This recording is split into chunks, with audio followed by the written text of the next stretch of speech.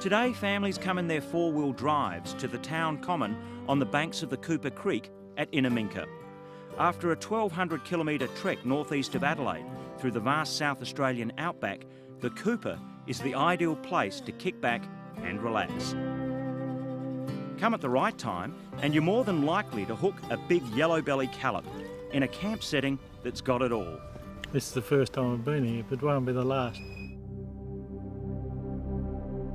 Come at the wrong time and you could encounter 50-degree temperatures in a landscape as tough as any on the planet. Travel southeast of here on the many tracks that crisscross this part of the Australian outback, known as corner country, and you'll come across strange granite formations, the perfect setting for any sci-fi flick.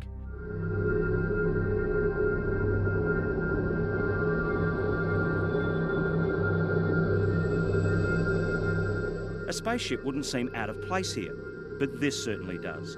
An upside-down whaleboat in one of the driest spots on Earth.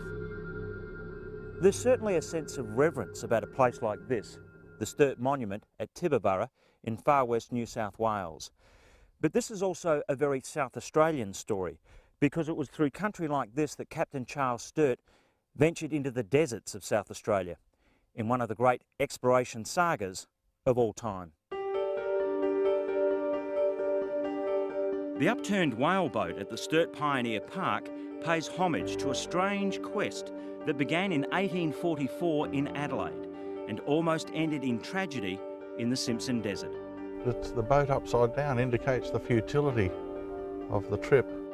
Sturt and his team of 16 men with cattle, sheep and a whaleboat had set off from Adelaide in search of an inland sea.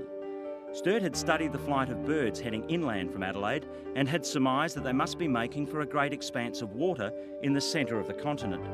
From the town of Menindee on the banks of the Darling River, 111 kilometres from modern-day Broken Hill, the party struck out northwest, only to confront searing temperatures and an unforgiving terrain.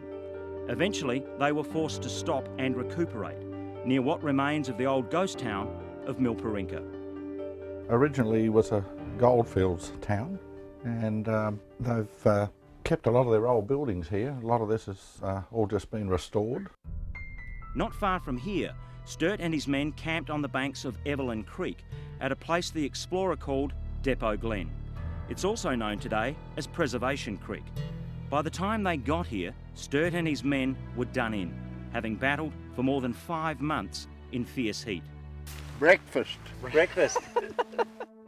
Come when the rain set in and the yabbies fatten up, and you'd think Depot Glen was a desert paradise.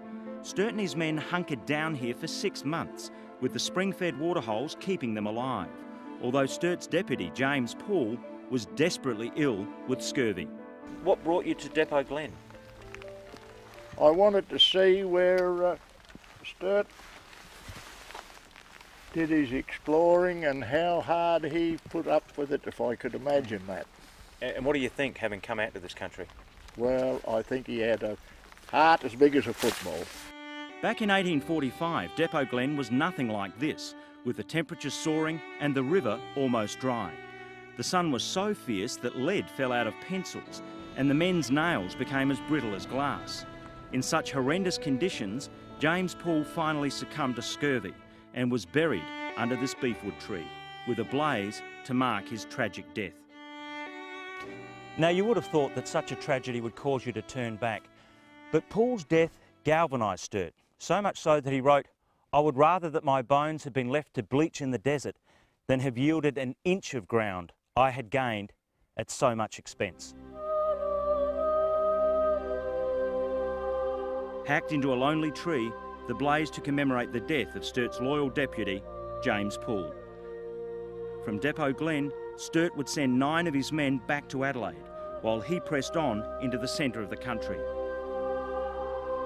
Poole's grave is about 15 kilometres from the ghost town of Milparinka and about 280 kilometres from Broken Hill.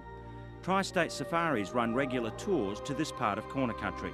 To book, contact 8088 2389.